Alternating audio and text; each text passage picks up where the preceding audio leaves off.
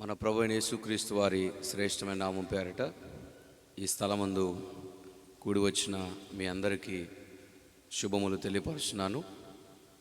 దేవుని వాక్యంలో నుండి ఒక మాట చదువుదాం. యోనా గ్రంథం 1వ అధ్యాయం 17వ వచనాన్ని. బైబిల్ ఉన్న వారందరూ తీద్దాం, ఎవరు మాట్లాడవద్దు. బైబిల్ గ్రంథం తీద్దాం. యోనా గ్రంథం 1వ అధ్యాయం 17వ వచనం కలిసి చదువుదాం.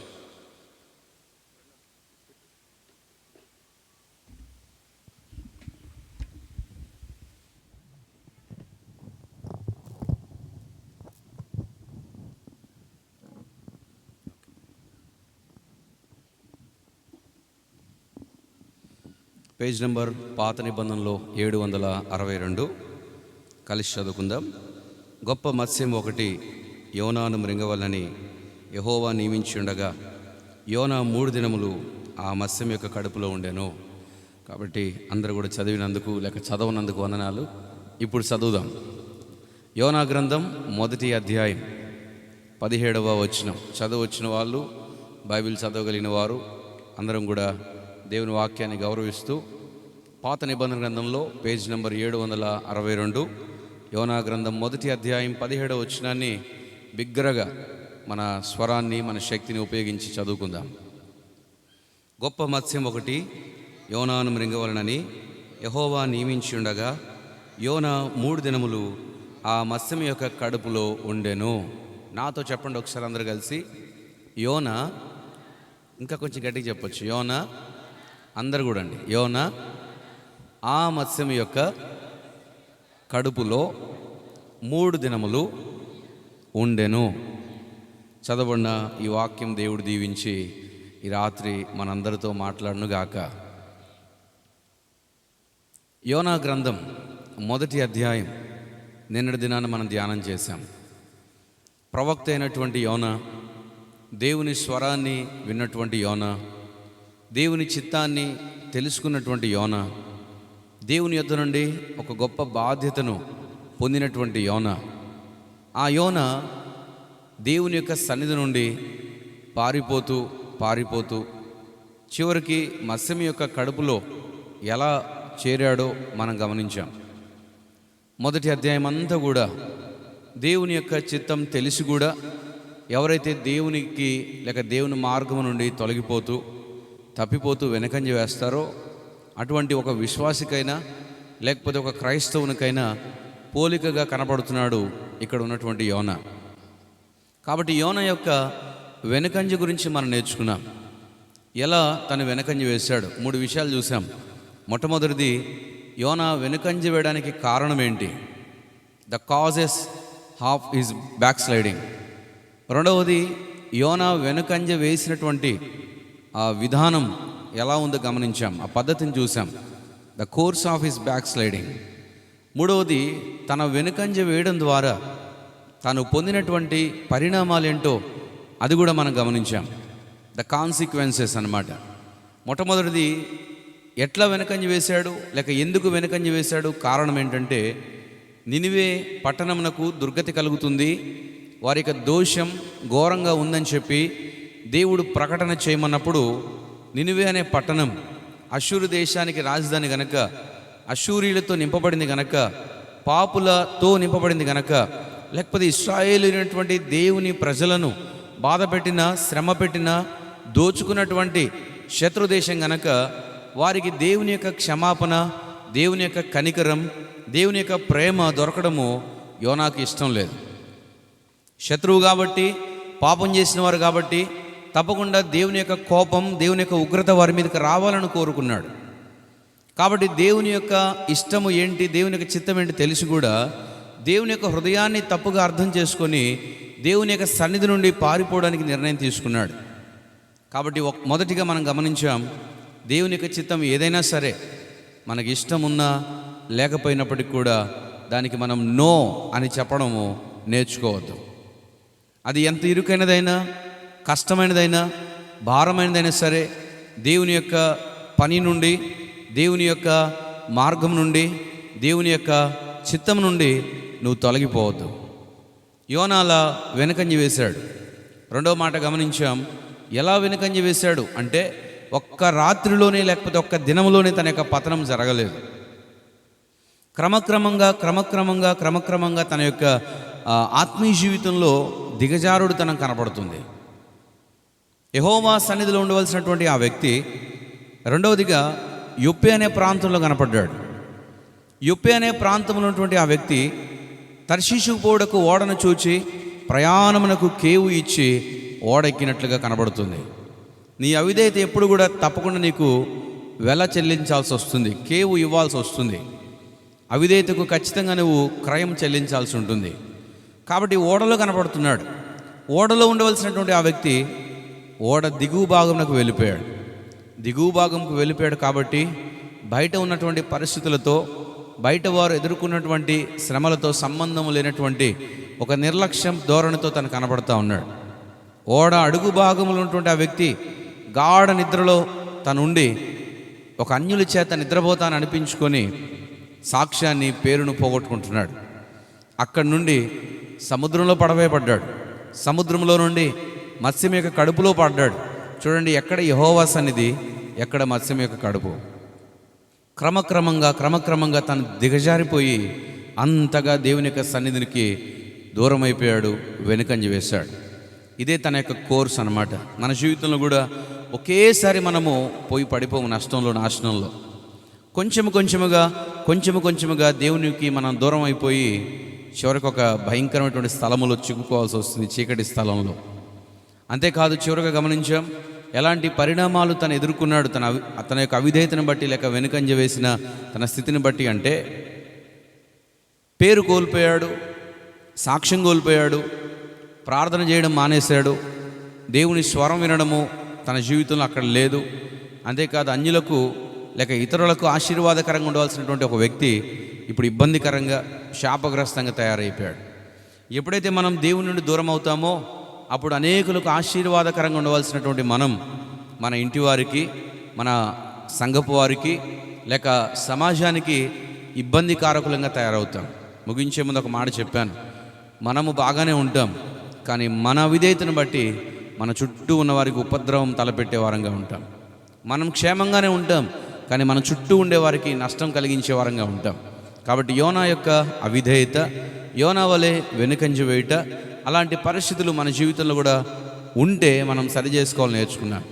ఈరోజు రెండవ పాఠంగా యోనా గ్రంథం 1వ అధ్యాయం 17వ వచనం, అలాగే 2వ అధ్యాయం ప్రకారం మనం గమనించవచ్చు, యోనా మత్స్యం యొక్క కడుపులో ఉన్నాడు అని రాయబడింది. The belly of the fish, మత్స్యం యొక్క కడుపులో తను ఉండి అక్కడ నేర్చుకున్నటువంటి అనుభవాలు ఏంటి, తను ఉన్నటువంటి ఆ పరిస్థితి ఏంటో మనం ఈ రాత్రి వేళ గమనిద్దాం. ఎందుకంటే ఎప్పుడైతే నువ్వు దేవుని యొక్క సన్నిధి నుండి పారిపోతావో, దేవుని చిత్తం ఎరిగి కూడా తప్పించుకొని తిరుగుతావో, దేవుడికి ఎటువంటి నష్టాన్ని తలపెట్టడు. కానీ దేవుడు నిన్ను ఒక చీకటి స్థలంలో లేకపోతే ఒక మత్స్యం యొక్క కడుపులో ఉంచి నిన్ను సరిచేయడానికి ఇష్టపడతాడు. యోనా కోసం చేప సిద్ధంగా ఉందంటే అదేదో యాదృచ్ఛికంగా జరిగినటువంటి విషయం కాదు, అది దేవుని యొక్క ఏర్పాటు. యోనాను సరిదిద్దడానికి, యోనాను క్రమశిక్షణ నేర్పించడానికి, యోనాను తిరిగి తన యొక్క మార్గములో తీసుకురావడానికి దేవుడే ఒక మత్స్యాన్ని నియమించాడు. ఆ మత్స్యం యొక్క కడుపులో యోనాను 3 దినాలు ఉంచడానికి ఇష్టపడ్డాడు. ఆ స్థలంలో యోనాను సరిచేయడానికి దేవుడు ఇష్టపడ్డాడు. మనకు వాక్యంలో చదివినప్పుడు మనకు తెలుస్తుంది, దేవుడు తన బిడ్డల పట్ల ఓ ప్రత్యేకమైనటువంటి ఉద్దేశం కలిగి ఉన్నప్పుడు, ఆ వ్యక్తి తప్పిపోతూ ఉంటే, ఆ వ్యక్తి దేవుని యొక్క మార్గానికి వ్యతిరేక దిశలో ప్రయాణం చేస్తూ ఉంటే, జంతువులను ఉపయోగించి కూడా దేవుడు వారికి పాఠం నేర్పించాడు. సంఖ్యాకాండం 22వ అధ్యాయంలో ప్రవక్త అయినటువంటి బిలాము కనపడుతున్నాడు. దేవుని చేత ఆశీర్వదించబడినటువంటి ప్రజలను తెలిసి కూడా దేవుని ప్రజలను శపించడానికి తను బయలుదేరుతూ ఉన్నాడు. ఆ సందర్భంలో అలాంటి దేవునికి అయిష్టమైనటువంటి మార్గంలో వెళ్తూ ఉంటే, మోయాబు ప్రాంతానికి వెళ్తూ ఉంటే, దేవుని యొక్క దూత లేక యెహోవా దూత ఖడ్గము చేత పట్టుకొని త్రోవలో నిలబడినప్పుడు ఆ సమయంలో బిలాము తనను చూడలేకపోయాడు. కానీ బిలాము ప్రయాణిస్తున్నటువంటి లేక బిలాము ఎక్కి కూర్చున్నటువంటి గాడిద చూసింది. గాడిదకైనా యెహోవా దూత కనపడుతున్నాడు, కానీ బిలాము కన్నులకు యెహోవా దూత కనిపించట్లేదు. ఎందుకంటే అంత ఆత్మీయమైనటువంటి అంధత్వంలో బిలాము కనపడుతున్నాడు. దేవుని యొక్క దూత ఖడ్గానికి పడవలసినటువంటి ఆ వ్యక్తిని ఎవరు కాపాడారంటే గాడిదే. 1 కాదు 2 సార్లు 3 సార్లు కొట్టినప్పటికి కూడా, 3 సార్లు దెబ్బలు తిన్నప్పటికి కూడా తన యజమానుని యొక్క ప్రాణాన్ని సంరక్షించాలి, కాపాడాలనే ఉద్దేశంతో కింద పడనైనా పడింది కానీ, దెబ్బలు తినటానికైనా ఒప్పుకుంది కానీ బిలాము యొక్క ప్రయాణాన్ని ముందుకు సాగడానికి ఒప్పుకోలేదు. ఆ తర్వాత మనకు తెలుసు, గాడిదకు దేవుడు స్వరాన్ని ఇస్తే బిలాము భాషతో, మానవ స్వరంతో గాడిద మాట్లాడుతుంటే అప్పుడు బిలాముకు సత్యం తెలిసింది. ఎట్లా బిలాము కన్నులు తెరవబడ్డాయి అంటే, ఎట్లా బిలాము సత్యాన్ని తెలుసుకున్నాడు అంటే, ఎట్లా బిలాము యెహోవా యొక్క దూతను చూడగలిగాడంటే గాడిద ద్వారా, గాడిద మాట్లాడడం ద్వారా. ఓ వ్యక్తిని, ఒక ప్రవక్తను సరిచేయడానికి దేవుడు అక్కడ గాడిదను వాడుకున్నాడు. గాడిదే గనక ఉపయోగించబడకపోయి ఉంటే ఆ దినాన యెహోవా దూత యొక్క ఖడ్గానికి బిలాము బలైపోయేవాడు.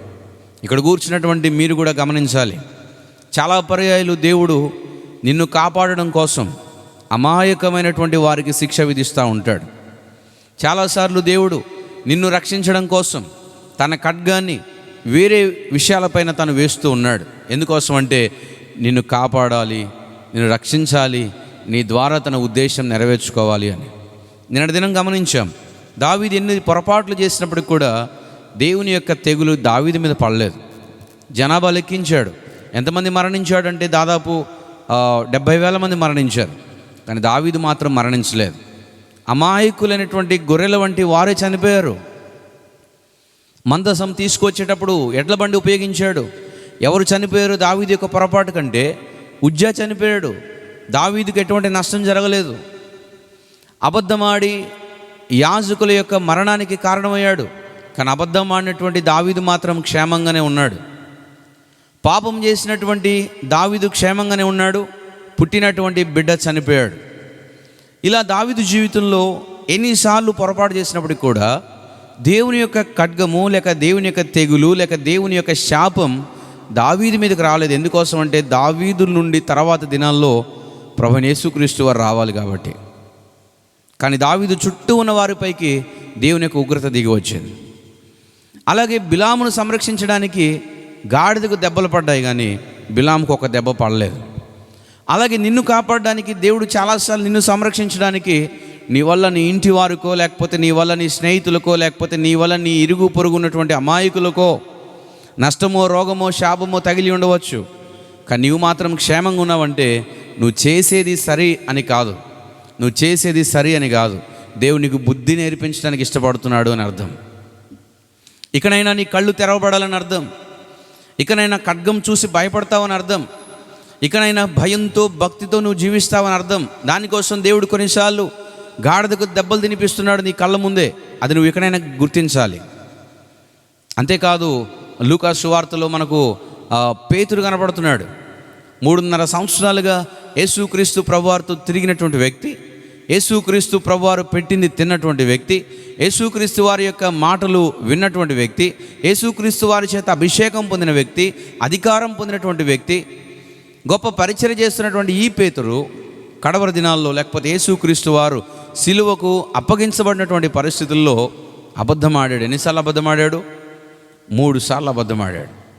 ఆయన ఎవరో నాకు తెలియదు, ఆయన ఎవరో నేను ఎరగను, ఆయన ఎవరో నాకు తెలియదని ఒట్టు పెట్టుకొని శపించుకుంటున్నాడు. ఎవరు అంటే పేతురు. యేసు ఎవరో తెలీదా? యేసు ఎవరో తెలీదా? సత్యం కొరకు నిలబడాల్సినటువంటి సమయంలో యేసు ఎవరో నాకు తెలియదని చెప్పి బొంకి చివరికి తను చలిగాచుకుంటా ఉన్నాడు. ఆ సమయంలో పేతురుకు బుద్ధి చెప్పడానికి దేవుడు ఉపయోగించుకున్నటువంటి జీవి ఏంటి అంటే కోడి.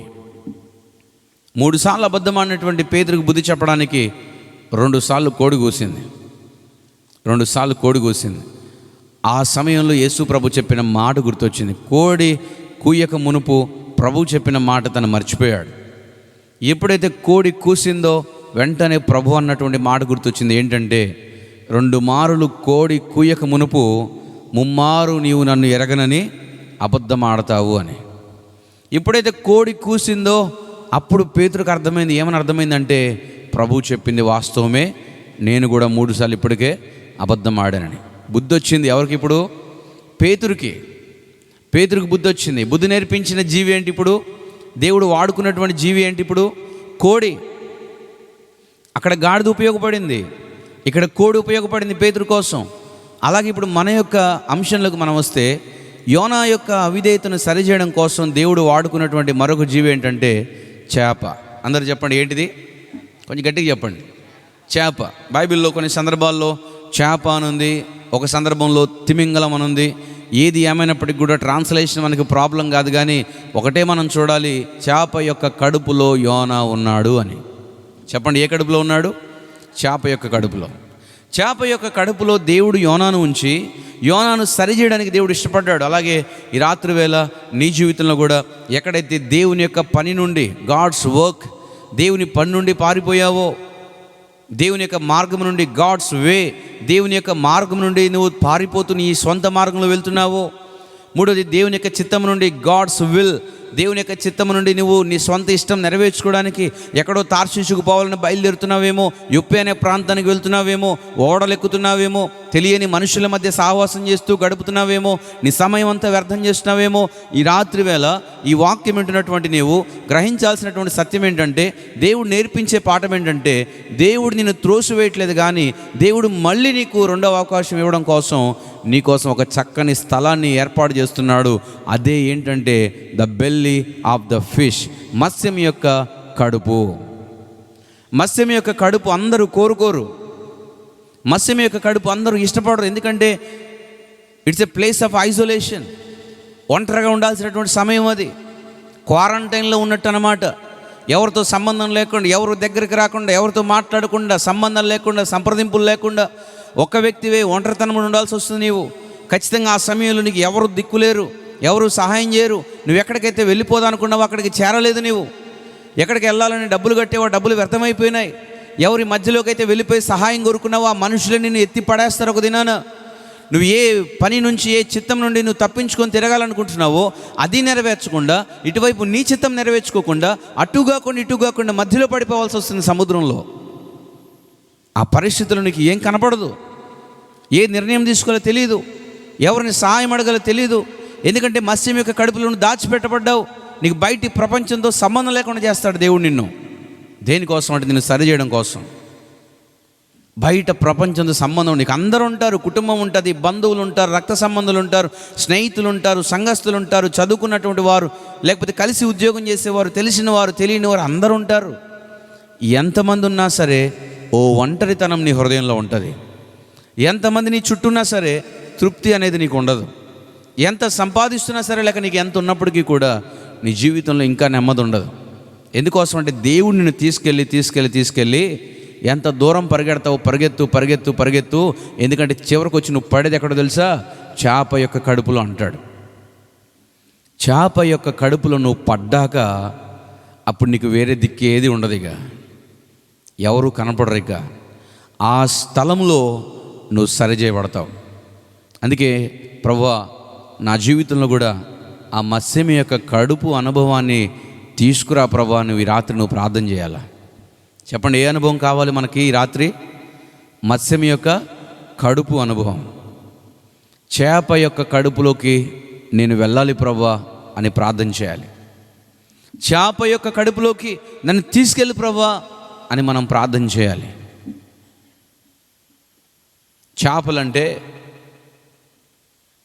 బయట అన్యులకు అర్థం కాదు. ఓ మనిషి చేప యొక్క కడుపులో 3 రోజులు ఉన్నాడంటే, ఎవరికి నీ కథ చెప్తే కూడా వింటున్నామని చెప్పి ఏది పడితే అది చెప్తున్నావా అంటారు. దేనికని? ఇది చదివినప్పుడు ఒక కల్పిత కథలాగా ఉంటుంది. అది ఎవరికైనా చెప్పినప్పుడు వారికి కూడా అలాగే అనిపిస్తుంది. కానీ నేను దీని గురించి వెతికినప్పుడు, దాని గురించి నేను పరిశోధించినప్పుడు నాకు ఒక ప్రశ్న వచ్చింది. ఏంటంటే, చేపలంటే ఏం చేపలు? సముద్రంలో ఉండేవి అంటే, నేను చెప్తున్న మాట జాగ్రత్తగా అర్థం చేసుకోండి. సముద్రంలో ఉండే అతిపెద్ద తిమింగలాల గురించి నేను చెప్పట్లా. సముద్రంలో ఉండే చేపలు కూడా ఎంత పెద్దగా ఉంటాయో నేను చెప్పాలనుకుంటున్నా. చేపలంటే మనకు మార్కెట్లో దొరికే కేజీ చేపలు 2 కేజీలు, 5 కేజీలు, 10 కేజీల చేపలు కాదు. సముద్రము అనేది విశాలమైంది. ఎంతవరకు ఎవరూ దాని లోతు కనిపెట్టలేకపోయారు. ఆ సముద్రము లోపల ఏముందో ఎవరికి కూడా తెలియదు. ఎంత లోతుకి వెళ్ళగలరు అంటే కొంత లోతుకి వెళ్ళగలరు. సముద్రం యొక్క అడుగు భాగమునకు ఇంతవరకు ఎవరు చేరుకోలేకపోయారు. ఏ సైంటిస్ట్ కూడా చేరుకోలేకపోయాడు, ఏ వ్యక్తి చేరుకోలేకపోయాడు. దాని లోపల చాలా చాలా భారీ పరిమాణం కలిగినటువంటి చేపలు ఉన్నాయి. తిమింగలాలు కాదు, చేపలు ఉన్నాయి. ఈ మధ్య కూడా మనకు వార్తల్లో లేకపోతే యూట్యూబ్ కానీ ఎవరైనా ఫాలో అయితే కొన్ని వార్తలు మనం చూసినప్పుడు ఒక దేశంలో ఒక సముద్రపు ఒడ్డుకి మెరుచుకుంటూ వచ్చింది ఒక చేప పిల్ల కదా. బ్లూ కలర్లో వైట్ కలర్లో ఉండి ఏదో లైటింగ్ పెట్టినట్టు లోపల చక్కగా మెరుస్తూ ఒడ్డు మీదకి వచ్చింది. ఓ ముసలి వ్యక్తి దాన్ని పట్టుకొని మళ్ళీ ఫోటో వీడియోలు తీసుకొని మళ్ళీ సముద్రంలో వదిలాడు. అంటే ఇంతవరకు ఎవరు చూడలేదంట అలాంటి చేప కూడా సముద్రంలో ఉంది అని. అలాంటి ఒక మంచి మెరుస్తున్నటువంటి రంగురంగుల చేప, ప్రకాశించే చేప బయటకు వచ్చినప్పటికి అందరికీ ఆశ్చర్యమైంది. దాన్ని వదిలేస్తే ఈ మధ్య ఇంకొక టాపిక్ నడిచింది ఎక్కువ ప్రపంచంలో, లివియాథాన్ అని. అంటే చాలా పెద్ద చేపది. లివియాథాన్ అంటే మన యొక్క భూమిని చూస్తే ఆ భూమిలో 3 భాగాలు నీరు ఉంటాయి, ఒక భాగం మాత్రమే నివసించడానికి యోగ్యమైనటువంటి భూమి ఉంది, ఉపరితలం ఉంది. ఆ లివియాథాన్ ఆ ఒక్కటి చాలంట సముద్రం నుంచి బయటకు వస్తే భూమిలో 30 భాగం సరిపోతుందంట నాశనం చేయడానికి. ఒకే ఒక్క లివియాథాన్. మీరు తర్వాత ఇంటికి వెళ్ళి గూగుల్ చేయండి లివియాథాన్ అని, యూట్యూబ్లో కూడా చూడవచ్చు మీరు. దాని పరిమాణం, దాని యొక్క శక్తి ఎలాంటిదని దాని గురించి బైబిల్లో కూడా యోబు గ్రంథంలో రాయబడింది. అంటే మనకు తెలిసింది ఒక సముద్రంలో ఒక నీటి చుక్క అంతా, మనకు తెలియంది సముద్రం అంతా. అందుకే ఇంగ్లీష్లో కోట్ ఉంది, known is a drop, unknown is an ocean అని. తెలిసింది ఒక నీటి చుక్క అంతా మానవుడికి, తెలియంది సముద్రం అంతా.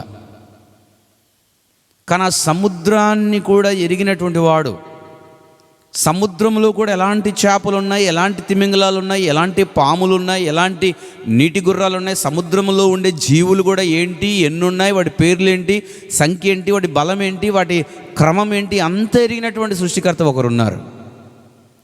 ఆ సృష్టికర్తకు సర్వాధికారం ఉంది. ఆ సృష్టికర్త ఆదేశిస్తే ఎంత పెద్ద జీవి అయినా సరే లోబడాల్సిందే.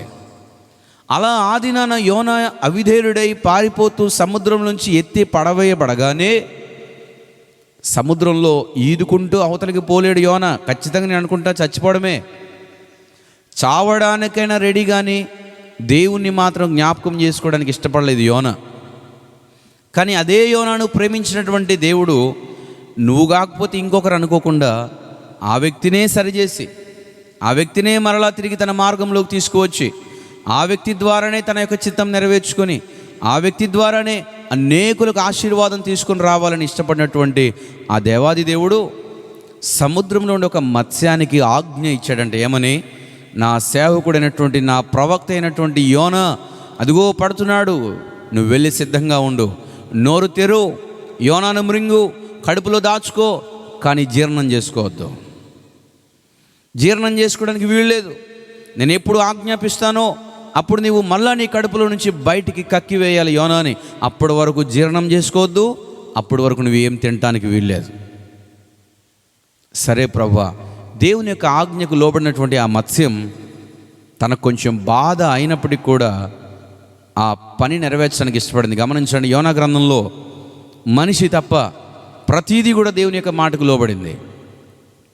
యోనా గ్రంథంలో మనిషి తప్ప సముద్రమైనా, గాలైనా, చేపైనా, మనుషులైనా, ప్రకృతి అయినా, లేకపోతే పురుగైనా, లేకపోతే ఎండైనా, లేకపోతే ప్రతీది కూడా మనిషి తప్ప అన్నీ కూడా దేవుడికి లోబడ్డాయి. ఒక పూట తిన్నది అరక్కపోతేనే ఎంత బాధ ఉంటుంది కడుపులో. ఒక పూట తిన్నది అరక్కపోతేనే ఎంత బాధ ఉంటుంది కడుపులో. 3 రోజులు తిన్నది అరిగించుకోకుండా బాధపడుతున్నా పర్వాలేదు, దేవుని ఆజ్ఞకు లోబడాలని చెప్పి ఇష్టపడి విధేయత చూపించింది ఆ చేప. ఇప్పుడు మళ్ళీ మన పాయింట్లోకి వద్దాం. ఏంటంటే, చేప కడుపులో మనిషి 3 రోజులు ఉండగలడా అంటే, నేను వెతికినప్పుడు నాకు దొరికినటువంటి విషయాలు కొన్ని రాసుకున్నాను. అంటే తిమింగలాలు కాకుండా చేపల్లోనే దాదాపు ఒక 7 పెద్ద చేపలు ఉన్నాయి. ఆ 7 గురించి వివరిస్తే ఈ రాత్రి మీరు ఏడుస్తారు. కాబట్టి ఒకటే చెప్తాను, ఏంటదంటే ద వేల్ షార్క్. చెప్పండి అందరూ, ఏ షార్క్ అది? వేల్ షార్క్. ఇది తిమింగలం కాదండి, ఇది చేప. ఈ చేప యొక్క పొడవు ఎంత అంటే 40 అడుగుల పొడవు. చెప్పండి, ఎంత పొడవు ఉంది? 40 అడుగులు. దాని నోరు ఇట్లా ఓపెన్ చేస్తే 4 అడుగులు వెడల్పు ఉంది. 4 అడుగులు వెడల్పు కలిగినటువంటి ఆ చేప, 40 అడుగుల పొడవు కలిగినటువంటి ఆ చేప, దాని బరువు ఎంత అంటే 20 టన్నులు. 20 టన్నులు అంటే 1 టన్ను 1000 కేజీలు అనుకుంటే, 20 టన్నులు అంటే దాదాపు 20,000 కేజీల భారీ పరిమాణం కలిగినటువంటి చేపది. ఇది తిమింగలం కాదు, మళ్ళీ చెప్తున్న చేప. ఇలాంటి చేపలు దాదాపు నేను రాసుకునే 7 ఉన్నాయి, ఇంకెన్నున్నాయి నాకు తెలియదు. ఎందుకంటే ఇవన్నీ కూడా మానవ జ్ఞానం కదా. మనిషికి తెలిసింది ఎంత, మళ్ళీ చెప్తున్నా ఎంత? ఒక నీటి చుక్క. తెలియంది సముద్రం అంతా. కాబట్టి అలాంటి ఒక పెద్ద చేప ఒక మనిషిని కడుపులో దాచుకోగలదు. ఇంకో చేప ఉంది, స్పెర్మ్ వేల్ అంటారు దాన్ని. అది ఎలాంటిదంటే చాలా చాలా స్పీడ్గా డైవ్ చేయగలదు. దాన్ని నోరు తెరిచి 2 మనుషులు మింగగలదంట ఒకేసారి, ఒక్కడిని కాదు. ఒక్కడి యోనాకే మనం నమ్మొచ్చా లేదనుకుంటుంటే, ఆ చేప గురించి గూగుల్ ఇచ్చినటువంటి సమాధానం ఏంటంటే 2 మనుషులను ఒకేసారి మింగగలదు, కడుపులో దాచుకోగలదు. అలాంటి పరిమాణం కలిగినటువంటి చేప అది అని ఉంది అక్కడ.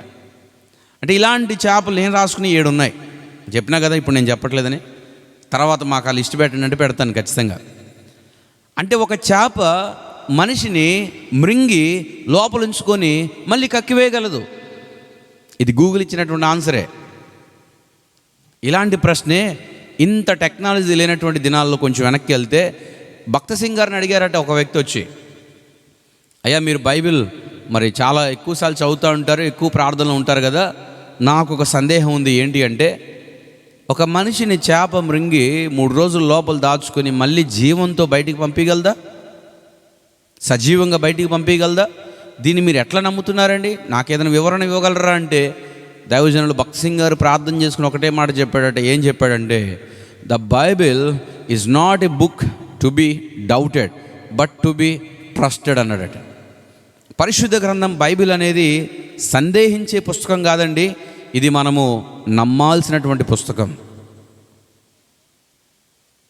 నేను ఎంతగా ఈ బైబిల్ గ్రంథాన్ని నమ్ముతున్నాను అంటే, ఒక మనిషి చేప కడుపులోకి వెళ్ళి 3 రోజుల నుండి సజీవంగా బయటకు వచ్చాడని బైబిల్లో రాయబడి ఉంది కాబట్టి నమ్ముతున్నా. ఒకవేళ అదే బైబిల్లో ఇలా కాకుండా ఒక చేప, ఓ భారీ తిమింగలం మనిషి కడుపులోకి పోయి 3 రోజులుండి మళ్ళీ మనిషిలోంచి సజీవంగా బయటకు వచ్చింది అని ఒకవేళ బైబిల్ రాస్తే అది కూడా నేను నమ్ముతానన్నాడు ఆయన. అది జరుగుద్దా లేదో నాకు సంబంధం లేదు. పరిశుద్ధ గ్రంథాన్ని నేను అంతగా నమ్ముతున్నాను. ఒక మనిషి చేప కడుపులోకి పోయి రావడమే కాదు, చేప మనిషి కడుపులోకి పోయి వచ్చినా కూడా నేను నమ్ముతానని చెప్పాడు ఆయన. నేను ఇదిగో ఇలాంటి పెద్ద పెద్ద చేపల గురించి చూసినప్పుడు ఖచ్చితంగా నమ్ముతాం. ఇంకా నమ్మకపోతే ఆ వ్యక్తిని ఏమనుకోవాలి? ఇంకా అజ్ఞాని అనుకోవాలి. ఎందుకోసం అంటే భూమి మీద సముద్రంలో అంత పెద్ద పెద్ద చేపలు ఉన్నాయి. మీరు ఒకసారి యూట్యూబ్ చూసుకొని తర్వాత ద బ్లూ వేల్ అని కొట్టండి. ఒకసారి ద బ్లూ వేల్ అని కొడితే మీ ఫోన్లో కూడా సరిపోదు అనమాట. అంత చిన్న కనపడుతుంది అది. దాని పరిమాణం చదవండి, దాని స్పెషాలిటీస్ చదవండి. ఆ తర్వాత అంత భారీ భారీ చేపల కూడా దేవుని యొక్క మాటకు లోబడితే దాని లోపలగా దాని యొక్క కడుపు, దాని యొక్క బెల్లి దేవుడు ఏం చేశాడంటే యోనాను సరిచేయడానికి వాడుకున్నాడు. ఈ రాత్రి వేళ అలాంటి స్థలం నీ జీవితంలో కూడా అనుమతించబడడానికి నువ్వు ఇష్టపడితే దేవుడు నిన్ను కూడా మారుస్తాడు. దేవుడు ఆ స్థలంలో నిన్ను కూడా బాగు చేస్తాడు. ఏంటి ఆ స్థలం? చేప కడుపు నేర్పించే 3 అనుభవాలు ఈ రాత్రి నేర్చుకుందాం కరెక్ట్గా 30 నిమిషాల్లో. చేప కడుపు నేర్పించేటటువంటి 3 విషయాలు నేర్చుకుందాం. మొట్టమొదటిది నాతో చెప్పండి ఒకసారి, అందరూ కూడా కళ్ళు తెరిచి ఆ తర్వాత నోరు తెరిచి చూడండి మీ పక్కన ఒకసారి అటు ఇటు. Right, very good. చేప కడుపు నేర్పించే అనుభవాలు ఏంటి? మొట్టమొదటిది నాతో చెప్పండి, మన స్థితిని మనం గ్రహించుకునే స్థలం. చెప్పండి, గ్రహించే వాళ్ళు చెప్పండి ఒకసారి. మన స్థితిని మనం గ్రహించుకునే స్థలం. రెండవది, మన స్థితిని బట్టి మనం పశ్చాత్తాపపడే స్థలం అది. అందరు చెప్పండి, మన స్థితిని బట్టి మనం పశ్చాత్తాపడే స్థలం. అమ్మ కొంచెం గట్టిగా చెప్పండమ్మా. మూడవది మన స్థితిని మనం తిరిగి సమకూర్చుకునే స్థలం ఇది. చెప్పండి ఒకసారి. ఇంగ్లీష్లో చెప్పాలంటే the belly of the fish మనకు నేర్పించే పాఠాలు ఏంటంటే it's a place of realization, మన స్థితిని మనం గ్రహించే స్థలం. Number 2, it's a place of repentance, మనం పశ్చాత్తాపపడే ఒక మంచి స్థలం. Number 3, it's a place of restoration, మనం సమకూర్చబడే ఒక అద్భుతమైనటువంటి స్థలం. మొట్టమొదటిది ఏంటంటే మన స్థితిని మనం గ్రహించే స్థలం. యోనా గ్రంథం 2వ అధ్యాయం మొదటి వచనం గమనిస్తే ఆ మత్స్యము కడుపులో నుండి యోనా యెహోవాను ఇలాగున ప్రార్థించెను అని రాయబడింది. మొదటి అధ్యాయం అంతా చూడండి, ఎక్కడా ప్రార్థన చేయలే. పెద్ద గాలి వచ్చినా ప్రార్థన చేయలే, గొప్ప తుఫాను వచ్చినా ప్రార్థన చేయలే, ఓడ బద్దలైపోయి గత వచ్చినా ప్రార్థన చేయలే, చీటీ తన పేరు మీద పడినా ప్రార్థన చేయలే, ఎత్తి సముద్రంలో పడేస్తుంటే కూడా ప్రభువా కాపాడని ఒక చిన్న ప్రార్థన కూడా చేయలే. సముద్రం నుంచి చేప కడుపులో పడ్డాక ఇప్పుడు గుర్తొచ్చింది ఎవరు అంటే దేవుడే. ఎందుకోసం అంటే పారిపోయాడు యెహోవా సన్నిధిలో నుండి. పారిపోయి వచ్చి ఎక్కడ పడ్డాడంటే చేప యొక్క కడుపులో పడ్డాడు. ఇక్కడి నుంచి ఎక్కడికి పారిపోగలడు? ఇక్కడి నుంచి ఎక్కడికి పోగలడు? ఇక్కడి నుంచి కనబడకుండా ఎక్కడికి దాక్కోగలడు? వాక్యం చెప్తున్నటువంటి మాట ఏంటంటే 139వ కీర్తనలో 139వ కీర్తన 139 చూడండి, దేవుని వాక్యంలో నుండి 139వ కీర్తన. భక్తుడు అంటున్నటువంటి మాట, యెహోవా సన్నిధిలోంచి ఎక్కడికి పోగలని. 139వ కీర్తన 7వ వచనం నుండి చదవండి. 7వ వచనం నుండి, నీ ఆత్మ యొద్ద నుండి నేను ఎక్కడికి పోదును, నీ సన్నిధి నుండి నేను ఎక్కడికి పారిపోదును, ఆకాశమునకెక్కినను నీవు అక్కడను ఉన్నావు, పాతాళమందు పండుకొనినను అక్కడను ఉన్నావు, వేకురెక్కలు కట్టుకొని సముద్ర దిగంతములలో నివసించినను అక్కడను నీ చేయి నన్ను నడిపించును, నీ కుడి చేయి. చూడండి, కీర్తనాకారుడు అంటున్నాడు, నీ ఆత్మ యొద్ద నుండి నేను ఎక్కడికి పోదును, నీ ఆత్మ నుండి ఎక్కడికి పోదును ప్రభువా, నీ సన్నిధి నుండి నేను ఎక్కడికి పారిపోదును. ఈ మాటలు గుర్తుపెట్టుకోండి. 139వ కీర్తన 7వ వచనం నుండి 9, 10 వచనాల వరకు దావీదు అంటున్నాడు, ప్రభువా నీ యొద్ద నుండి ఎక్కడికి పారిపోగలనయ్యా. వాక్యం వింటున్నటువంటి మిమ్మల్ని మీరు ఒకసారి పరీక్షించుకోండి. ఎన్నిసార్లు దేవుని యొక్క పనిని విడిచిపెట్టి పారిపోయి ఉంటారు? ఎన్నిసార్లు దేవుని మార్గం కాదు, నా వల్ల కావట్లేదు అని చెప్పి విడిచిపెట్టి పారిపోయి ఉంటారు? ఎన్నిసార్లు దేవుని యొక్క చిత్తం నాకు భారంగా ఉంది, నేను నెరవేర్చలేకపోతున్నా అని చెప్పి, నా ఇష్టం చొప్పున లేదు, ఇది నా ఇష్టానికి అనుకూలంగా లేదని చెప్పి పారిపోలేదు? దావీదు లాంటి మహారాజే పలుకుతున్న మాట ఏంటంటే, అయ్యా నీ యొద్ద నుండి పారిపోవాలనుకున్నా, నేను దాగి ఉండాలనుకున్నా, నేను ఆకాశానికి వెళ్దామనుకున్నా, అక్కడ నువ్వు ఉన్నావయ్యా. పోనీ అక్కడి నుంచి నేను సముద్ర దిగంతాల్లోకి పోదామనుకున్నాను, అక్కడ కూడా నీ చేయి పట్టుకుంటుంది. ఆకాశం వద్దు, సముద్రం వద్దు, పోయి పాతాళంలో ఉంటాననుకుంటే అక్కడ కూడా నీ చేయి నన్ను పట్టుకుంది, అక్కడ కూడా నీ సన్నిధి ఉందయ్యా. ఎక్కడికి పారిపోగలను ప్రభువా, ఎక్కడికి పారిపోగలను? నువ్వు ఎక్కడి దాకా పారిపోతావు పారిపో, ఎక్కడి దాకా పరిగెడతావు పరిగెత్తు. డబ్బులు ఉన్నాయని చెప్పి ఓడెక్కుతున్నావా, బస్సు ఎక్కుతున్నావా, ట్రైన్ ఎక్కుతున్నావా, నీ ఇష్టానుసారమైన జీవితాన్ని నెరవేర్చుకుంటున్నావా, దేవునికి ఇష్టం లేని పనులు చేస్తున్నావా, నీ చిత్తం నెరవేర్చుకుంటున్నావా, నీ మార్గంలో నడుస్తున్నావా, నీ పనులు నీ నీ నీ నీ అని చెప్పి ఒకలాంటి స్వార్థపూరితమైనటువంటి బ్రతుకుతో నువ్వు బ్రతుకుతూ ఉంటే దేవుడు అంటున్నాడు, పరిగెత్తు పరిగెత్తు పరిగెత్తు. ఎక్కడ దాకా పరిగెత్తావు పరిగెత్తు. ఎంత డబ్బులు ఖర్చు పెడతావు ఖర్చు పెట్టు. ఎంత బలం వ్యర్థం చేసుకుంటావు వ్యర్థం చేసుకో. ఎంత సమయాన్ని పాడు చేసుకుంటావు పాడు చేసుకో. వస్తావు ఒకరోజు, ఎక్కడికి వస్తావు తెలుసా? నీకు అనుకూలముగానటువంటి స్థలానికి, నీకు అలవాటు లేనటువంటి స్థలానికి, నీకు అయిష్టమైనటువంటి స్థలానికి వచ్చి చేప కడుపులో పడతావు.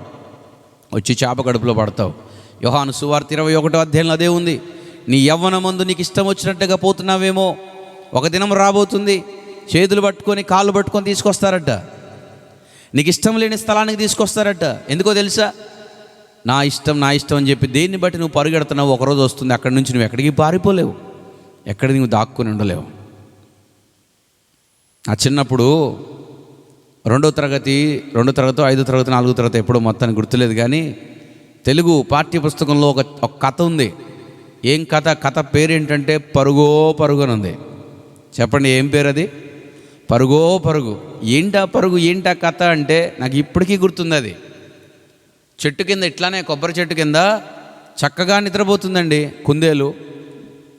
మంచి నిద్రలో ఉన్న సమయంలో పైనుంచి కొబ్బరి బొండం అలా పడింది, పక్కనే దాని వెనకబడింది. మంచి నిద్రలో ఆ శబ్దాన్ని లేకపోతే దాన్ని తట్టుకొని ఒక్కసారి బెంబేలెత్తిపోయి పరుగుపెట్టిందంట. పరుగుపెట్టి పోతా ఉంటే అడవిలో ఇంకొక జంతువు కనపడిందంట. కనపడి అడిగిందంట నక్క, ఏం కుందేలు, ఎందుకు అంత వేగంతో పరుగులు పెడుతున్నావు, ఎందుకంత చెమటలు కక్కుతున్నాయి, యాడికి వెళ్తున్నావు, ఏం జరిగిందంటే నువ్వు కూడా పరుగెత్తు, చెప్పే సమయం లేదు. దేనికంటే ఆకాశం విరిగిపడుతుంది, పరుగెత్తు అన్నదట. అనేటప్పటికీ నక్క కుందేలు 2 కలిసి పరిగెడుతున్నాయి. పరిగెత్తి కొంచెం ముందుకు పోయిన తర్వాత జింక కనపడింది. జింక ఆపిందంటే, ఏంది రన్నింగ్ రేసా, దేనికి పరిగెడుతున్నారు చెప్పండి అంటే, చెప్పేదానికి సమయం లేదు, ఆకాశం విరిగిపడుతుంది, ఉంటే ఏడ సస్తావు, పద అంటే సస్తావు అనేటప్పటికి అది కూడా బయలుదేరిందండి. కుందేలు కలిసింది, నక్క కలిసింది, జింక కలిసింది, ఇంకా ఇంకో జంతువు అన్ని పరిగెత్తి ఏనుగు వచ్చిందంటే. చివరికి ఏనుగు వచ్చి, ఏనుగు అన్నాడు, ఎక్కడికి పరిగెడుతున్నారు అంటే చెప్పిందండి. చెప్పిన తర్వాత అది అందంట, బుద్ధి లేదు మీకు, ఆగండి ఒక నిమిషం, మీరంటే పరిగెడుతున్నారు, నా వల్ల ఎక్కడ అవుతుంది పరిగెత్తడం, చస్తే అందరం చావాలా, బతికితే అందరం బతకాలా అన్నట్టుగా ఆలోచించి ఇప్పుడు అడిగిందంట జింకని, ఆకాశం విరిగిపడుతున్నాను, ఎక్కడ విరిగిపడుతుంది చూపి అని. జింక అన్నదంట, నాకు తెలియదు, ఇదిగో ఆ నక్క చెప్పింది. నక్కని పిలిచి అడిగిందంటే, ఏనుగు ఆకాశం విరిగిపడుతున్నాను, ఎక్కడ పడుతుంది చెప్పు అని. నక్క అన్నదంటే, నాకు తెలియదు, ఇదిగో ఈ కుక్క చెప్పిందని కుక్కని చూపించిందంట. కుక్క ఎక్కడ ఇరుగుతుంది ఆకాశం చెప్పి నాకంటే, నాకు తెలియదు, ఇదిగో ఈ కుందేలు చెప్పిందని కుందేలు దగ్గర పోయింది.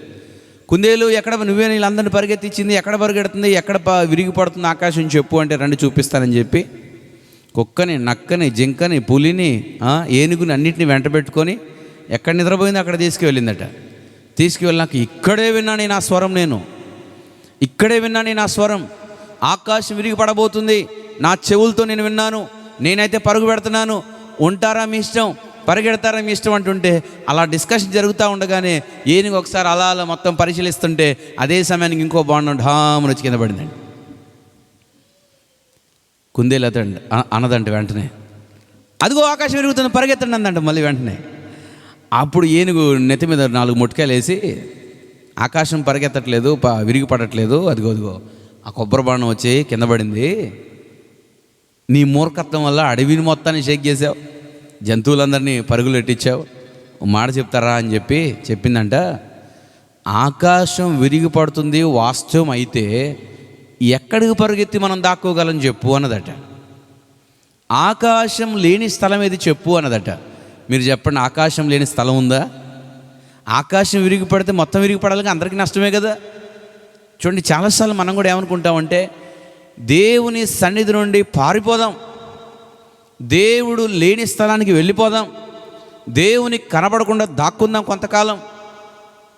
మీ పాస్టర్ గారికి కనపడకుండా దాక్కోవచ్చేమో నువ్వు, తల్లిదండ్రులకు కనపడకుండా దాక్కోవచ్చేమో నువ్వు, ఎవరికైనా కనపడకుండా దాక్కోవచ్చేమో. కానీ ఒకటి చెప్తారు, గుర్తుపెట్టుకోండి, ఏంటంటే దేవునికి కనపడకుండా ఎక్కడికి మనం దాక్కొని వెళ్ళలేం, దేవుని కళ నుండి మనం దాగి ఉండలేం. ఆదికాండం 3వ అధ్యాయంలో ఒక పండు తిని దేవుడు ఇచ్చినటువంటి ఆజ్ఞను అతిక్రమించి భయం పుట్టి దాక్కున్నారు 2 భార్యాభర్తలు. ఎక్కడ దాక్కున్నారు తెలిసిపోయి చెట్ల చాటును దాక్కుంటే దేవుడు తెలీదా?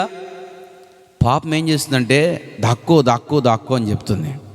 కానీ ఆ సమయంలో కూడా ప్రేమ గల దేవుడు కాబట్టి దాగి ఉన్న వారిని సైతం బయటకు తీసుకొచ్చి వారికి ఒక కృపను అనుగ్రహించాడు.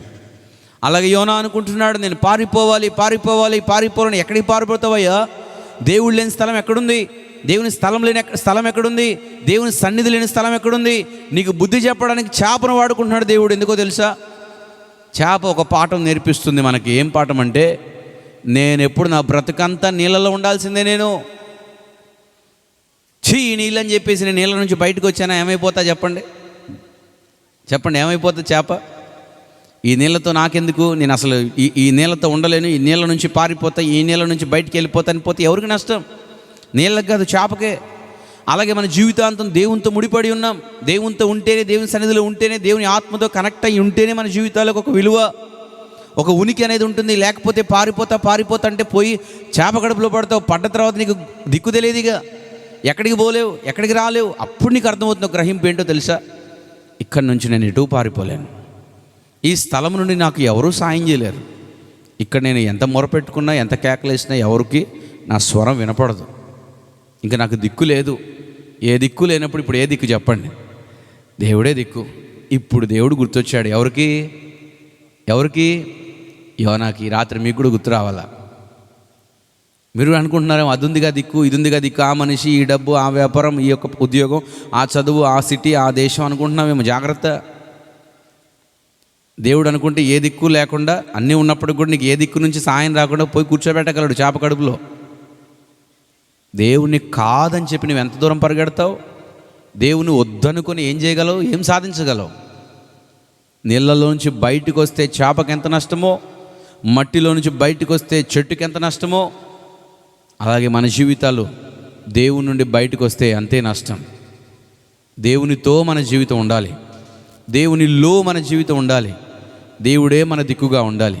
అందుకే చెప్తున్నాను, మొట్టమొదటిది ఏంటంటే చేప కడుపు నీకు ఒక చక్కని అవకాశం గ్రహించుకోవడానికి. అది శిక్షాస్థలం కాదు. It's not a place of punishment, but it is a place of prayer. నువ్వు ప్రార్థన చేసుకోవడానికి మళ్ళీ ఒక అవకాశం ఇచ్చే స్థలం అది. అంతవరకు ప్రార్థన చేయని ఆ వ్యక్తి మత్స్యం యొక్క కడుపులో నుంచి ప్రార్థన చేస్తున్నాడు, ప్రభువా అని. గుర్తొచ్చాడు దేవుడు, నిస్సహాయుడిని గ్రహించుకోగలిగాడు. నేను చేసిన తప్పని తనకు అర్థమవుతుంది. నువ్వు కూడా ఎంతకాలం గ్రహించకుండా ఉంటావు? ఈ రాత్రి వేళ ప్రభు అంటున్నాడు, గ్రహించు, గ్రహించు, గ్రహించు. లేకపోతే అంత పెద్ద సేవ, అంత పెద్ద ఊరు, అంత పెద్ద రాజ్యం, అంత కుటుంబము, అంత విలువ ఇవన్నీ కూడా దూరం చేసుకొని ఏమీ లేని దిక్కులేని వ్యక్తిగా బికారిగా వచ్చి చేప కడుపులో పడి కూర్చొని ఏడ్చే రోజు ఒకటి వస్తా. జాగ్రత్త. గ్రహించు ఇకనైనా. గ్రహింపు లేకుండా బ్రతుకుతున్నావేమో, గ్రహించు ఇకనైనా. అయ్యో ప్రభు అని ప్రభు వైపు చూడు. ప్రార్థన మానేసి ఎంతకాలమైంది? ప్రార్థన చేయి. మనస్ఫూర్తిగా దేవుని వైపు తిరిగి ఎంతకాలమైంది? దేవుని వైపు తిరిగి హృదయపూర్వకంగా పరిశుద్ధ గ్రంథాన్ని భయభక్తులతో తీసి చదివి ఎంతకాలమైంది? గ్రంథాన్ని చదువు, దేవునితో సావాసం చేయి, దేవుని స్వరం విను, దేవుని చిత్తంలో నిలబడు, దేవుని మార్గంలో జీవించు. అదే నీకు ఆశీర్వాదకరం. లేకపోతే మత్స్యం యొక్క కడుపులో ఉండాల్సి వస్తుంది. జాగ్రత్త. రెండవది, మత్స్యం యొక్క కడుపు నేర్పించే పాఠం ఏంటంటే తన స్థితిని బట్టి తాను పశ్చాత్తాపపడే అనుభవాన్ని జ్ఞాపకం చేస్తుంది. యోనా గ్రంథం 2వ అధ్యాయం 2వ వచనం నుండి 7వ వచనం వరకు మనం గమనిస్తే తను అక్కడ ప్రార్థన చేస్తూ ఉన్నాడు. ఏమని ప్రార్థన చేస్తున్నాడంటే, పాతాళపు గర్భంలో నేను ఉన్నానయ్యా, మళ్ళా నీ పరిశుద్ధాలైపు దిక్కువైపు చూస్తాననుకోలేదు. నేను పాపం చేశాను, తప్పు చేశాను. తను యథార్థంగా గొప్పకోలు ప్రార్థన తాను చేయడానికి ఇష్టపడుతున్నాడు. మనం కూడా గమనించాల్సినటువంటి ఓ సత్యం ఏంటంటే, చేప కడుపు నేర్పించే ఒక పాఠం ఏంటంటే, ఎంత నిస్సహాయమైన స్థితిలో నువ్వు వెళ్ళిపోయినప్పటికి కూడా నువ్వు ఖచ్చితంగా పశ్చాత్తాపడడానికి దేవుడు ఒక సమయం నీకు ఇస్తాడు, ఒక అవకాశం ఇస్తాడు. నిన్న నుంచి చెప్తున్నాను, hour God is a God of second chances. మన దేవుడు ఎటువంటి దేవుడు అంటే మనకు రెండో అవకాశం ఇచ్చే వ్యక్తి. మనుషులు అలా కాదు. నువ్వు ఒకసారి తప్పు చేసావు, ఒకసారి ద్రోహం చేసావు, రెండోసారి నేను నమ్మరు. కానీ మన దేవుడు ఎటువంటి వాడంటే రెండోసారి నీకు అవకాశం ఇవ్వడానికి ఇష్టపడే వ్యక్తి.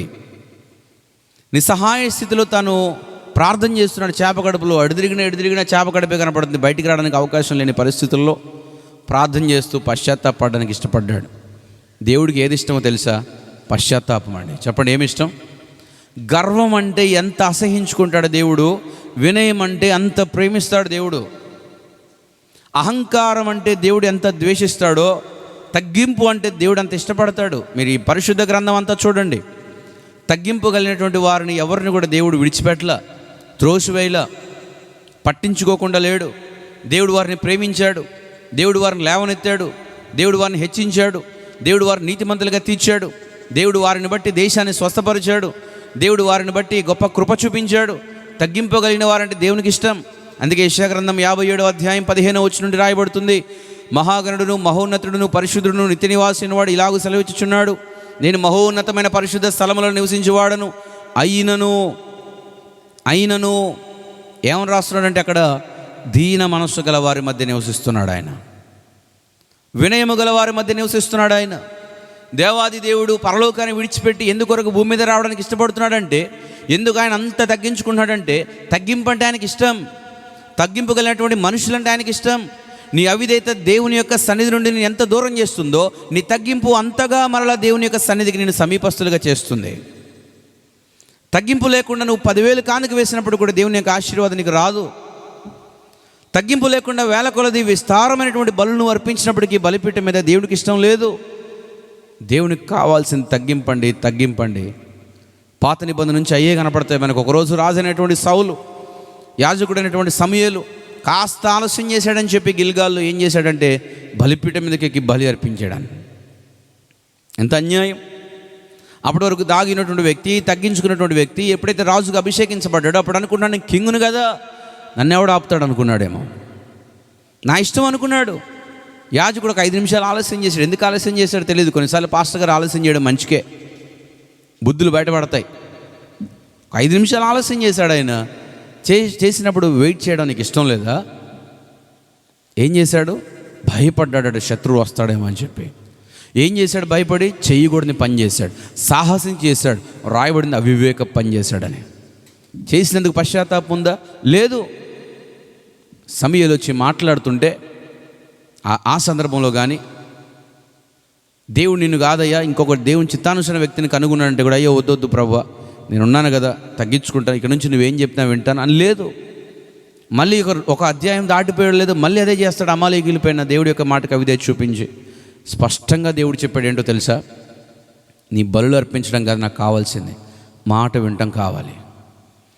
పొట్టేళ్ళ క్రొవ్వు అర్పించడం కాదు నాకు కావాల్సింది, విధేయత కావాలి, నాకు లోబడేవారు కావాలి, నాకు మాట వినడమే నాకు శ్రేష్టమని రాయబడింది చాలా స్పష్టంగా.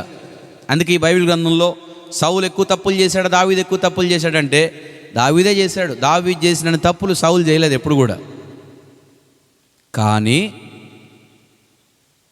దావీదు దేవుని కృపను దూరం చేసుకోలేదు. ఎందుకోసం అంటే సౌలుకు దావీదుకున్న వ్యత్యాసం అదే. సౌలులో పశ్చాత్తాపం లేదు, సారీ అనే మాట తన నోటి వెంట రాదు, క్షమించు ప్రభువా అనే మాట తన నోటి వెంట రాదు. కానీ దావీదుకు ఆ గుణం ఉంది. ఏ గుణం అంటే ఏ తప్పు చేసినా వెంటనే తగ్గించుకునే గుణం, పశ్చాత్తాపడే గుణం. ఈ రోజున ఇక్కడ ఈ మాట వింటున్నట్టు మీరు గుర్తుపెట్టుకోండి, పశ్చాత్తాపం లేదు కాబట్టే దేవుడు సౌలును త్రోసివేశాడు. ఎర్ర సముద్రంలో పడి చావనైనా చస్తాను కానీ నా గర్వం మాత్రం నేను తగ్గించుకోను అనుకొని చచ్చాడు ఫరో రాజు. తగ్గించుకోవాలి ఎక్కడ కూడా, చావడానికైనా సిద్ధంగా నేను నా పంతం విడిచిపెట్టాను వెనకనే పరిగెత్తుకుంటూ వచ్చాడు. ఎవడు చంపింది? ఎవడి గర్వమే వాడికి నాశనం తెచ్చేది. దావీదు ఎన్నో తప్పులు చేశాడు, ఎన్నో పొరపాట్లు చేశాడు, వ్యభిచారం చేశాడు. సౌలు జీవితంలో వ్యభిచారం లేదు, కానీ క్షమించబడ్డాడు. కారణం ఏంటంటే పశ్చాత్తాపం, కృప పొందుకున్నాడు దావీదు. ఇక్కడ ఈ మాటలు వింటున్నాడు, మీరు కూడా గుర్తుపెట్టుకోవాలి. ఏంటంటే మీకంటే ఘోరంగా తప్పులు చేసేవాడు, పాపాలు చేసేవాడు కూడా ఎందుకు ఆశీర్వదించబడుతున్నాడు తెలుసా? ఎందుకు ఇప్పుడు నెమ్మదిగా క్షేమంగా సమాధానం కలిగి ఉంటున్నాడు తెలుసా? ఆడు పశ్చాత్తాపడ్డాడు. నేను తప్పు చేసింది వాస్తవమే ఒప్పుకున్నాడు దేవుని పాదాల దగ్గర. పశ్చాత్తాపమే ఒక వ్యక్తి జీవితానికి ఆశీర్వాదం తెస్తుంది. నువ్వు ఏ పాపం చేయకపోయినా, త్రాగుడు లేదు, తిరుగుడు లేదు, వ్యభిచారం లేదు, దొంగతనం లేదు, మోసం లేదు, ఏది లేదు. కానీ ఎందుకు తెలుసా నీ జీవితంలో సమాధానం లేదు, దీవెన లేదు? గర్వం ఉంది, అహంకారం ఉంది, నేను అనేది ఉంది.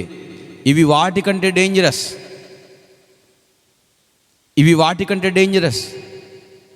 అది ఉన్నోడు ఒకరోజు వదిలేస్తాడేమో కానీ ఇది ఉన్నోడు వదలడానికి ఇష్టపడ్డు. అంత డేంజరస్ అన్నమాట గర్వం అనేది, అహంకారం అనేది. యోనా 1వ అధ్యాయం అంతా అలాగే ప్రవర్తించాడు. గాలొత్తి నాకేంటి, వర్షం వస్తే నాకేంటి, తుఫాను వస్తే నాకేంటి, ఓడబోతే నాకేంది, సరుకులు పోతే నాకేంది, ఎవరు చచ్చిపోతే నాకేంది అని చెప్పి నాకేంటి అని గర్వంతో ఉండి ప్రార్థన చేయాల, దేవుడిని జ్ఞాపకం చేసుకోవాలా. 2వ అధ్యాయంలోకి వచ్చింది పశ్చాత్తాపం. ఎందుకో తెలుసా?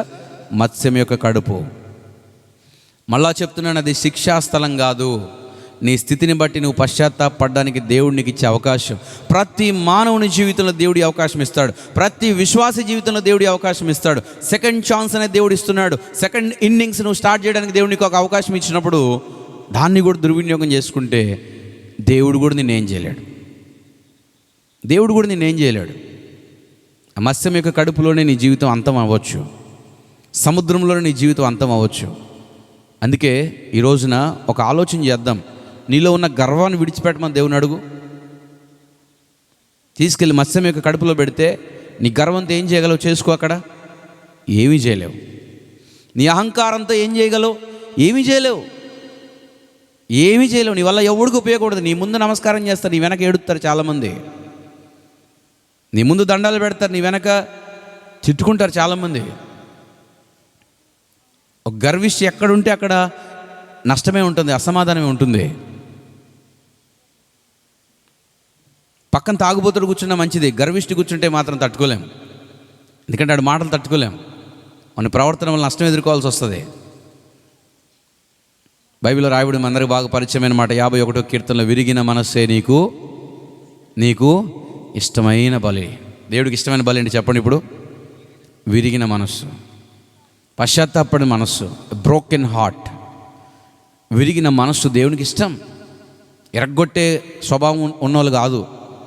మనస్సు పశ్చాత్తాపడి విరిగి నలిగిన హృదయంతో దేవుని యొక్క పాదాల దగ్గరికి వస్తే, ప్రభువా చేసిన తప్పేనయ్యా, నీ సన్నిధి నుండి పారిపోయిన వాస్తవమే, నీ చిత్తం నెరవేర్చట్లేదు వాస్తవమే, నా ఇష్టానుసారంగా బ్రతుకుతున్న వాస్తవాన్ని ఒప్పుకుంటే దేవుడు నిన్ను తప్పకుండా నీ పశ్చాత్తాపాన్ని అంగీకరిస్తాడండి. ఇదే సరైన సమయం నువ్వు పశ్చాత్తాపడడానికి, నువ్వు తిరిగి రావడానికి, ప్రభు పాదాలు పట్టుకోవడానికి, చేసిన తప్పులు విడిచిపెట్టడానికి ఇదే సరైన సమయం. అయితే దేవుడు నీకు రెండో అవకాశం ఇస్తాడు. లేకపోతే కడుపులో నుంచి బయటికి రాలేవు, వచ్చినా కూడా సముద్రంలోనే అంతం అవుతుంది.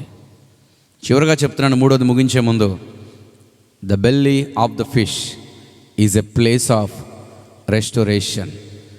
నీ స్థితిని దేవుడు తిరిగి సమకూర్చే స్థలం ఇది. చేప యొక్క కడుపు దేవుడు యోనా కొరకు ఎందుకు నియమించాడంటే, చేప కడుపులో వీనికి సమాధి పెట్టడానికి కాదు. It's like A class room అనుకుని పాఠాలు నేర్పించడానికి అనుకున్నాడు దేవుడు. సరి చేయాలనుకున్నాడు దేవుడు. డిసిప్లిన్ నేర్పించాలనుకున్నాడు దేవుడు, డిస్ట్రాయ్ చేయడానికి కాదు. యోనాను ఒక మంచి వ్యక్తిగా మార్చాలనుకున్నాడు, మోల్డ్ చేయాలనుకున్నాడు, సిద్ధపరచాలనుకున్నాడు. అందుకోసమే తీసుకువెళ్ళి చేప కడుపులో పెట్టాడు. The belly of the fish is a turning point in Jonas life. యోనా జీవితంలో చేప యొక్క కడుపు ఏంటంటే ఒక టర్నింగ్ పాయింట్. ఆ పాయింట్ లేకపోతే ఆ తర్వాత గొప్ప సేవ కనపడదు. ఇక ఆ టర్నింగ్ పాయింట్ లేకపోయి ఉంటే ఆ తర్వాత యోనా ద్వారా గొప్ప అద్భుతాలు జరిగేవి కాదు.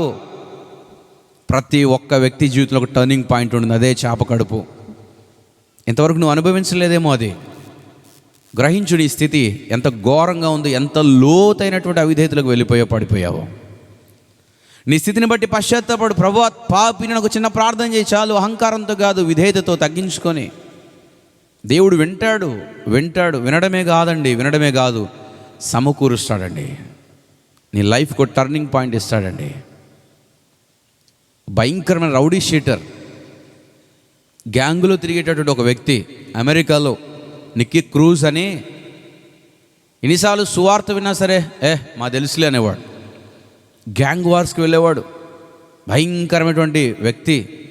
అలాంటి వ్యక్తి ఒక రోజున రోడ్డు మీద నడుచుకుంటూ వెళ్తుంటే వీధి సువార్త విన్నాడు. వీధి సువార్త విని అప్పుడే పశ్చాత్తాపడి ప్రార్థన చేసుకొని ప్రభువుకు తన హృదయం అర్పించుకొని ఇక నుండి దేవుని కొరకు జీవిస్తానని చెప్పి తీర్మానం చేసుకుంటే ఓ భయంకరమైనటువంటి గ్యాంగ్ లీడర్, ఓ భయంకరమైన రౌడీ షీటర్ మార్చబడి దేవునికి ఒక గొప్ప సువార్తికుడు అయిపోయాడు ఆ వ్యక్తి తర్వాత చెప్పినటువంటి సాక్ష్యం. ఎందుకు ఇప్పుడు ఆ వ్యక్తి గురించి చెప్పానంటే, తన సాక్ష్యంలో తను ఈ పదం చెప్పాడు. ఏ పదం చెప్పాడంటే, దేవుడు నా జీవితంలో చేప యొక్క కడుపును అనుమతించాడు, అదే లేకపోయి ఉంటే నా జీవితం ఈరోజు ఇలా ఉండేది కాదు అని. ప్రతి వ్యక్తి జీవితంలో చేప కడుపు ఉంటుంది. అక్కడ నువ్వు తప్ప ఇంకెవరు ఉండరు. అక్కడ నీకు దేవుడు తప్ప ఎవరు కనపడరు. అక్కడ దేవునితో మాట్లాడాలనే ఆశ నీకు పుడుతుంది. అక్కడ దేవుడు మాత్రమే నీ జీవితాన్ని మార్చగలడు అనే గ్రహింపు నీకు వస్తుంది. అక్కడ దేవుని కొరకే ఇక నుంచి పరిశుద్ధంగా బ్రతకాలి అనే తీర్మానానికి వస్తుంది. చేప కడుపు అనేది నీ జీవితానికి అంతం కాదు, నీ జీవితానికి ఒక మలుపది. చేప కడుపు అనేది నీ జీవితానికి ఒక అంతము, ముగింపు కాదు. అది నీ ముగింపు కాదు, నీ జీవితానికి ఒక మలుపది. ఇట్స్ ఎ యూటర్న్ అనమాట, ఇట్స్ ఎ టర్నింగ్ పాయింట్ అనమాట. అక్కడి నుంచి దేవుడు నిన్ను ఎట్లా మారుస్తాడో నీకు కూడా తెలియదు. మొదటి అధ్యాయంలో ఓడలో ఉన్న వాళ్ళందరికీ శాపగ్రస్తంగా ఉన్న వ్యక్తి, తర్వాత అధ్యాయంలో నినివే అనే మహాపురంలో 1,20,000 పీపుల్ తన ఒక్క దిన పరిచర్యకు మారు మనసు పొందారు. రేపు చూద్దాం చివరిగా ముగింపు కూడికలో దేవుడు ఎట్లా వాడుకున్నాడు ఈ వ్యక్తిని సెకండ్ ఛాన్స్ ఇచ్చి అని. దేవుడు నీ జీవితంలో సెకండ్ ఛాన్స్ ఇచ్చిన తర్వాత నువ్వు సద్వినియోగం చేసుకుంటే దేవుడు నిన్ను ఎట్లా వాడుకుంటాడో రేపు చూద్దాం. కానీ ముగించే ముందు ఒకటి మాట చెప్తాను, ఏంటంటే నువ్వు ఎంత నలిగిపోయినా పర్వాలేదు, నువ్వు ఎంత దేవుని సన్నిధి నుంచి దూరం అయిపోయినా పర్వాలేదు, నువ్వు ఎంతగా దేవుని మాలను దూరం అయిపోయినా పర్వాలేదు, ఒక్కసారి కనుక ఒక చిన్న ప్రార్థన చేసి, ప్రభువా నువ్వే నా దిక్కయ్యా, ఇక నుంచి నీ కొరకు జీవిస్తాను, నన్ను మార్చు అని అడిగితే దేవుడు నిన్ను అద్భుతంగా మారుస్తాడు.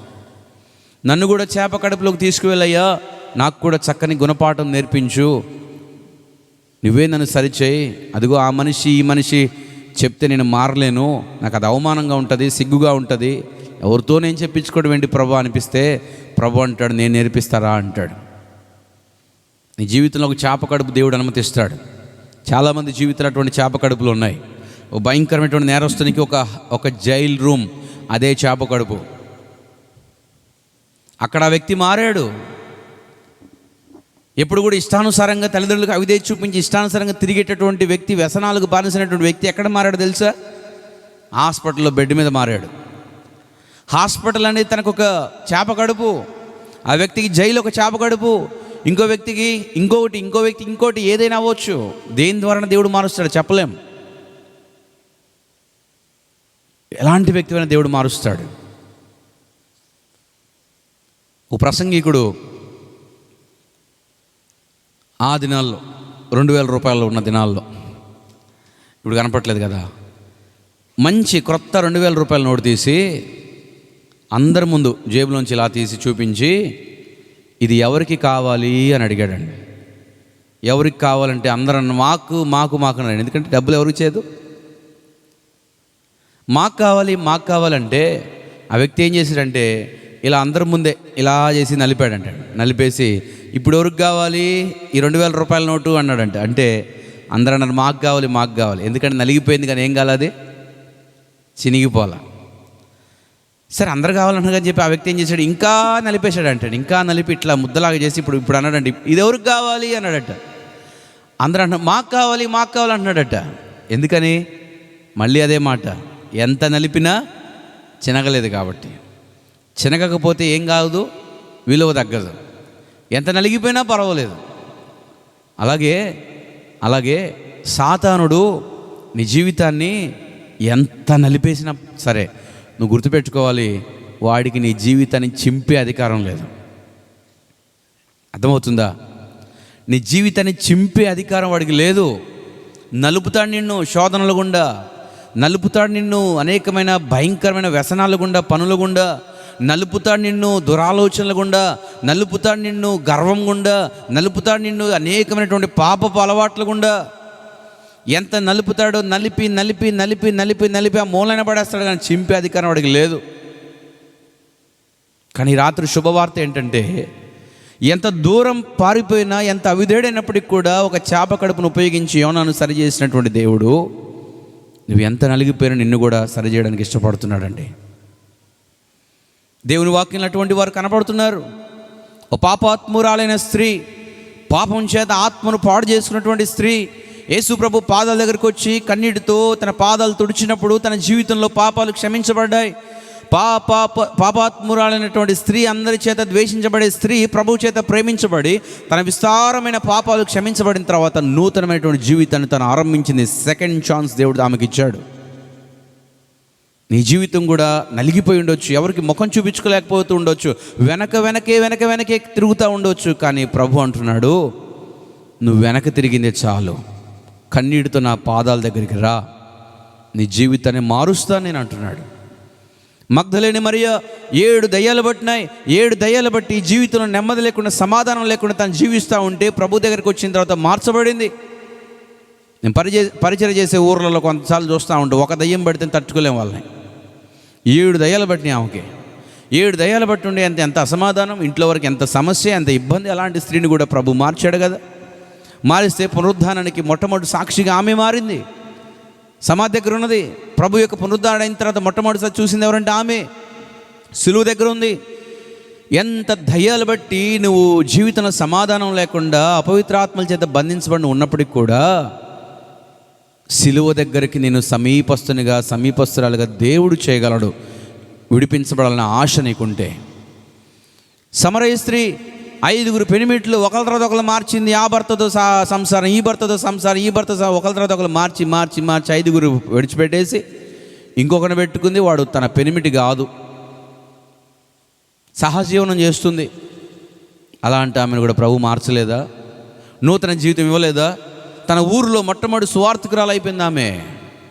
గెరాసెనుల దేశం దయ్యం పట్టినటువంటి వాడు సమాధుల్లోనే వాసం చేశాడు. ఎప్పుడు ఇంటికి వచ్చేవాడు కాదు, ఎప్పుడు సాధు చేయలేకపోయేవాడు, ఎవరి చేత కూడా గాయపరుచుకునేవాడు, జీవితాన్ని చేతులారా నష్టం చేసుకునే వ్యక్తి. అలాంటి వ్యక్తిని కూడా యేసుక్రీస్తు ప్రభు బాగు చేసిన తర్వాత వచ్చి సమాధానంతో ప్రభు యొక్క పాదాల దగ్గర కూర్చున్నాడు. చూసిన వాళ్ళందరికీ ఆశ్చర్యం వేసింది, ఏంటి ఈ వ్యక్తి అని చెప్పి. తర్వాత దినాల్లో మనం గమనిస్తే ఆ వ్యక్తి బయలుదేరి దెకాపోలిలో సువార్త ప్రకటించాడు. డెకాస్ ప్లస్ పాలిస్ అంటే 10 పట్టణాలండి. 10 పట్టణాలు సువార్త చేసి ప్రభు గురించి ప్రకటించాడు ఒక సువార్థికుడిగా. ఎవరు మార్చారు? ఆ వ్యక్తి. ఎలాంటి వ్యక్తి? సమాధిలో ఉన్న వ్యక్తి, ఊరి బయట ఉండే వ్యక్తి, గాయపరుచుకునే వ్యక్తి, అందరు ద్వేషించిన వ్యక్తి, కట్టిపడేసే వ్యక్తి అండి. ఆ వ్యక్తి మారాడు సువార్థికుడిగా. అబద్ధాలాడే పేతురు మారాడు. సంఘాలు హింసించి పాడు చేసే క్రైస్తవులను హింసించేటటువంటి సౌలు మారాడు. దేవుడు అనుకుంటే ఎవరైనా మారుతారు? రాహాబు లాంటి వ్యభిచారి మారింది. రాత్రి నువ్వు కూడా మారుతావు. అలాంటి వ్యభిచారులే మారినప్పుడు నువ్వు మారవా? అలాంటి తాగుబోతులే మారినప్పుడు నువ్వు మారవా? అలాంటి మోసగాళ్ళు మారినప్పుడు నువ్వు మారవా? అలాంటి అపవిత్రాత్మల చేత పీడించబడుతూ సమాధానం లేనటువంటి వారు మారినప్పుడు నువ్వు మారలేవా? అటువంటి సమాజానికి నష్టం కలిగించేటటువంటి వారు కూడా మారారే, నువ్వు మారవా? నువ్వు కూడా మారుతావు. ఎప్పుడంటే ప్రభు దగ్గరికి వస్తే, ప్రభువా నన్ను కూడా చేప కడుపులోకి తీసుకువెళ్ళయ్యా.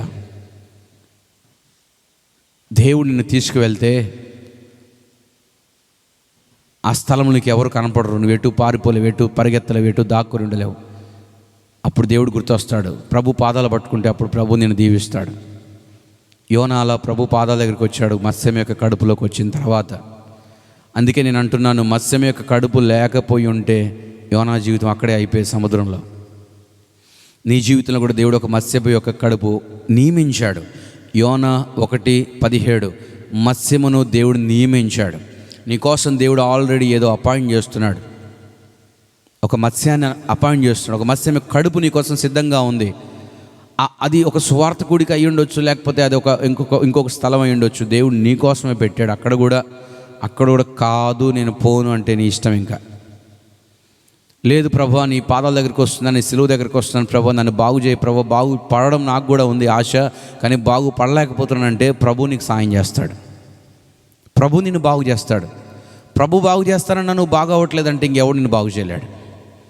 ప్రభు మాటలు వింటూ కూడా భయం భక్తి లేకుండా ప్రవర్తిస్తున్నావు అంటే నేను ఎవరు కూడా బాగు చేయలేరు. జీవితంలో నీ వల్ల ఎంత అవమానం వస్తుంది ప్రభువుకి ఆలోచించు. నీ వల్ల ఓడ నావికులకి ఎంత అవమానం కలుగుతుందో ఆలోచించు.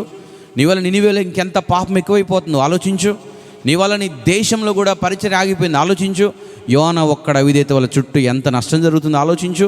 నీ ఒక్కరి అవిధేయత వల్ల ఎంత నష్టం జరుగుతుందో ఆలోచించు. ఆ అవిధేయత నీకు కనబడట్లేదు కాబట్టి భయం భక్తి లేకుండా జీవిస్తున్నావు నీ ఇష్టానుసారంగా. దేవుణ్ణి ఏడిపిస్తావా? ఆలోచించు ఒకసారి. ఇకనూ మారకపోతే ఒక స్థలం ఉంది, అక్కడ నువ్వు ఏడవలసి వస్తుంది. ఏడుపు తప్ప ఇంకోటి ఉండదు ఆ స్థలంలో. అదే అగ్నిగంధకములతో మండే గుండం. అది కావాలా, పరలోకం కావాలా, ఏదనేది నీ నిర్ణయం. ముగించే ముందు ఒక మాట, యోనాను దేవుడు బలవంత పెట్టలేదు మారు అని. యోనా గ్రహించుకొని మారాడు. యోనాను దేవుడు చంపలేదు, శిక్షించలేదు. దేవుని కనికరం ఎంత ఉన్నతంగా ఉంటుందో యోనా అర్థం చేసుకున్నాడు. నువ్వు కూడా అర్థం చేసుకుంటే నీ జీవితంలో దేవుని కనికరం పొందుతావు.